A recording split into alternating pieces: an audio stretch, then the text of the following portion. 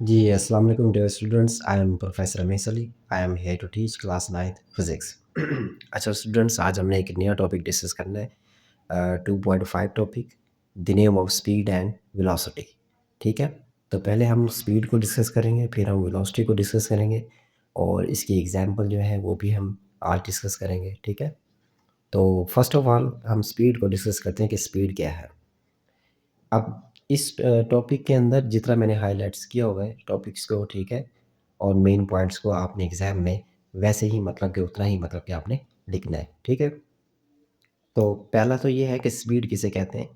The distance covered in unit time which is known as speed. किसी भी unit time के अंदर आप जो भी डिस्टेंस कवर करते हैं उसे क्या कहते हैं, स्पीड कहते हैं। इसके सिंपल से एग्जांपल हम यही ले सकते हैं कि फॉर एग्जांपल कि इधर साइड इन्फॉर्मेशन में भी है, इसे भी हम डिस्कस करते हैं, लेकिन पहले आपको कॉन्सेप्ट जो है वो मैं आपको समझा दूँ। फॉर एग्जांपल एक स्टूडेंट है, ठीक है, उसे मैं कहता हूँ कि आप क्या करें, आप भागना स्टार्ट करें। उसको मैं एक पॉइंट बता देता हूँ, आपने यहाँ तक जाना है और फुल रफ्तार के साथ आपने क्या करना है, भागना है, जितना आप तेज़ भाग सकते हैं। अब फॉर एग्जांपल उसने 5 मिनट्स के अंदर 1 किलोमीटर का जो डिस्टेंस है वो कवर किया। अब बेसिकली जो यूनिट टाइम मैंने कहा कि 5 किलोमीटर का जो डिस्टेंस है उसने मतलब कि 5 मिनट्स में कर लिया। सपोज़ कर लेते हैं 5 किलोमीटर का डिस्टेंस, ठीक है, 5 मिनट्स के अंदर कर लिया उसने। अब बेसिकली वो एक तेज़ रफ़्तार से भागा और उसने डिस्टेंस कवर किया, उसे मतलब कि 5 मिनट्स लगे। क्लियर? तो इसका मतलब ये है कि जब भी वो मतलब कि वो स्टूडेंट जब भी भागेगा, तो मुझे उसकी रफ़्तार का, मुझे उसकी स्पीड का पता होगा कि ये जो स्टूडेंट है, ठीक है, ये जो बच्चा है, ये 5 मिनट्स के अंदर 5 किलोमीटर का जो डिस्टेंस है कवर कर सकता है। तो इट्स मीन दैट इसकी स्पीड क्या है, बहुत ज़्यादा, ये रन बहुत तेज़ी के साथ कर सकता है। ठीक है? तो यहाँ पे भी आप देखें, ये साइड इन्फॉर्मेशन के अंदर वो क्या कहता है, द फास्टेस्ट लैंड मैमल चीता and the farthest fish, sailfish, have the same highest recorded speed of the 110 kilometre per hour on the surface of earth. ये दो आपको यहाँ पे एनिमल्स बताए गए, एक चीता है, एक है सेल फिश है। इन दोनों की जो स्पीड है वो रिकॉर्ड की गई है कि 1 घंटे के अंदर ये 110 किलोमीटर का जो फासला है ये कवर कर सकते हैं। क्लियर? तो ये एज एमसीक्यूज भी आपसे पूछा जा सकता है एग्जाम के अंदर कि what is the speed, what is the unit speed of cheetah and the sailfish. Clear? ये आपने एज एमसीक्यूज भी याद रखना है। अब इसके बाद आपने क्या करना होता है, आपने हेडिंग देनी होती है, डेफिनेशन की लिख लिया, उसके बाद आप फार्मूला लिखेंगे। स्पीड जो है वो डिस्टेंस और टाइम के बराबर है, जो कि आपको डेफिनेशन से भी आपको मिल रहा है कि distance covering unit time, so distance is unit time. Speed को रिप्रेजेंट करते हैं वी से, डिस्टेंस को एस से, टाइम को टी से। तो यहाँ पे अगर हम देखें वी और टी मतलब वेलोसिटी और टाइम आपस में मल्टीप्लाई हो रहे हैं, so s is equal to v t. ये क्या बन गई, एक इक्वेशन बन गई। ये क्या है, फार्मूला है, किसका बोला, डिस्टेंस का। क्लियर? और उसके बाद नेक्स्ट चलते हैं। अब नेक्स्ट आप ये देखें कि जो स्पीड है बेसिकली, ठीक है, इसका जो ऐसा यूनिट है मतलब कि ऐसा यूनिट स्पीड इज मीटर पर सेकंड या किलोमीटर पर आवर, ये दोनों क्या है, इसके यूनिट हैं स्पीड के। एक बात तो आपने ये याद रखनी है, ठीक है, एमसीक्यूज में पूछा जा सकता है। दूसरा ये है कि स्पीड क्या है, एक स्केलर क्वांटिटी है। मतलब कि स्पीड जो है बेसिकली एक स्केलर क्वांटिटी है, क्योंकि इसकी डायरेक्शन नहीं होती, इसकी क्या मैग्नीट्यूड है। ये बात आपने याद रखनी है। अच्छा, उसके बाद क्या है, इसी पैराग्राफ के अंदर एक और डेफिनेशन है जो कि इम्पोर्टेंट है। वो यह है कि the speed of vehicle that shown by its speedometer at any instant is called instantaneous speed। मतलब कि इंस्टेंटेनियस स्पीड किसे कहते हैं, जो कि एक लम्हे में होती है। ठीक है, आप गाड़ी में बैठे हैं, आप गाड़ी की स्पीडोमीटर पे देख रहे हैं, तो आपने पहले देखा कुछ, सपोज करते हैं वो 50 स्पीड थी, और देखने के बाद फिर आपने अगेन देखा तो 55 होगी। इट्स मीन डैट जो आपने पहले देखी 50, वो क्या आपने नोट किया था, इंस्टेंटेनियस स्पीड नोट की थी स्पीडोमीटर के ऊपर, क्योंकि कार तो अपनी वेलोसिटी जो है वो इंक्रीज़ कर रही है। तो जो एक टाइम के अंदर आप देख रहे हैं, किसी भी इंस्टेंट के अंदर वो स्पीड आप जो नोट करेंगे उसे हम क्या कहेंगे, इंस्टेंटेनियस स्पीड कहेंगे। ठीक है। तो बेसिकली जो स्पीडोमीटर है of the vehicle is observe it is always changing. तो मैंने तो ये बात आपको बताई है ना कि वो बेसिकली चेंज कर रहा है, अपनी स्पीड को कंटिन्यूसली चेंज कर रहा है। क्लियर। उसके बाद स्टूडेंट्स इसी पैराग्राफ के अंदर एवरेज स्पीड है, ठीक है। अच्छा, इंस्टेंटेनियस स्पीड जो है इसका भी यूनिट वही होगा, मीटर पर सेकंड। उसके बाद है एवरेज स्पीड। एवरेज स्पीड की डेफिनेशन मैंने यहाँ पे मेंशन की हुई है, the total distance travelled divided by the total time taken. कि जितना टोटल डिस्टेंस होगा उसको हम टोटल टाइम से डिवाइड कर देंगे, वो आपके पास एवरेज स्पीड आ जाएगी। इसका फार्मूला क्या बनता है, average speed is equal to total distance covered divided by total time taken, ठीक है। और इसका फार्मूला वही स्पीड का बी। लेकिन यहाँ छोटा सा ए भी लिखा हुआ है, इसका क्या मतलब है, इसका मतलब ये है कि ये आपका मतलब कि एवरेज को शो कर रहा है। किसे शो कर रहा है, एवरेज को शो कर रहा है, ठीक है। और इसका यूनिट क्या होगा, वही मीटर पर सेकेंड होगा, कर दें।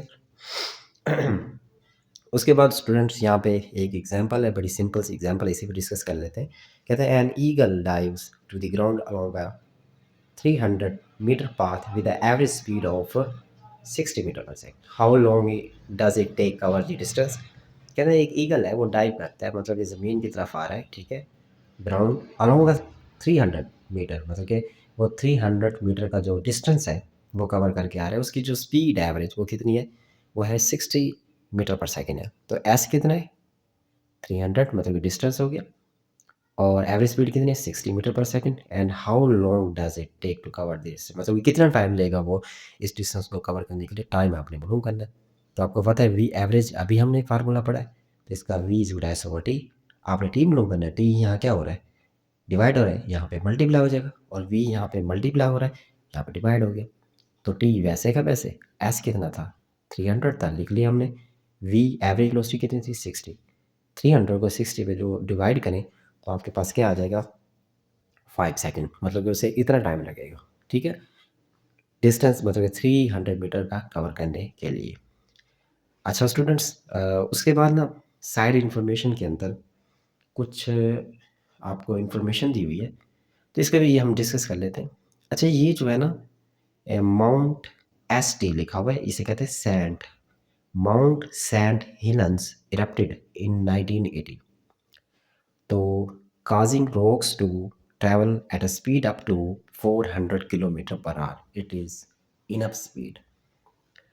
अब बेसिकली ये 18 मई के अंदर, 18 मई 1980 के अंदर ये जो है आपका वोल्केनो, मतलब कि आतिशफिशा हुआ था। अमेरिका की एक रियासत है, उसका नाम है वाशिंगटन, ठीक है। इस रियासत में 1980 1980 के अंदर एक वोल्केनो हुआ। अब ये बड़ा ही मतलब कि ख़तरनाक वोल्केनो था, और जब ये हुआ तो राख और दूसरा रॉक्स थी, तो इसके फटने से जो उनकी जो स्पीड थी बेसिकली वो कितनी थी, 400 किलोमीटर पर आवर। तो ये बड़ा ख़तरनाक था ये अमेरिका की हिस्ट्री के अंदर। और बेसिकली इसके फटने से, इस वोल्केनो के फटने से पहले कई दिनों तक वहाँ पे जो ज़मीन थी वो वाइब्रेट होती रही, और फिर वाइब्रेशन के बाद वो जो वोल्केनो है वो फटा, और जिसकी वजह से बहुत मतलब कि उनका नुकसान भी हुआ। और उसके फटने से बेसिकली जो राख है, जो रॉक्स है, ठीक है, उनकी जो स्पीड काउंट की गई थी, रिकॉर्ड की थी, वो कितनी थी, 400 किलोमीटर पर आवर। ये आपका एमसीक्यूज आ सकता है, ठीक है, कंसेप्चुअली। और कब हुआ ये इंसिडेंट, ये हुआ 1980 के अंदर। तो ये भी आपका एमसीक्यूज आ सकता है, क्लियर। नेक्स्ट जो है स्टूडेंट्स वेलोसिटी है। वेलोसिटी किसे कहते हैं, the net displacement of body in unit time is called velocity.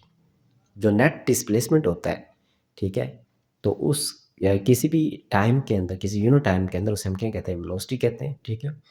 या आप ऐसे भी कह सकते हैं rate of change of displacement, के डिस्प्लेसमेंट के चेंज होने से जो टर्म पैदा होती है उसे हम क्या कहते हैं, वेलोसिटी कहते हैं, क्लियर। अब एवरी वेलोसिटी का जो फार्मूला है, या यहाँ आप सिर्फ वेलोसिटी भी लिख सकते हैं, वो क्या, डिस्प्लेसमेंट ओवर टाइम। और यही आपके पास वेलोसिटी वी है, डिस्प्लेसमेंट डी है। ये वहाँ पे हमने डिस्टेंस को एस लिखा था, यहाँ डिस्प्लेसमेंट को डी लिख रहे हैं, ठीक है, ये थोड़ा फ़र्क रखना है आपने। और टी वैसे का वैसे। So velocity is a vector quantity, ये भी आपने याद रखना है, ठीक है। उसके बाद है कि SI unit of velocity is also metre पर सेकंड और kilometre per hour. So here the unit of speed and velocity is same, metre पर second and kilometre per hour. इसकी एग्जाम्पल लेते हैं कि a car moving towards north at the rate of 70 kilometre per our. Differentiate between the speed and velocity.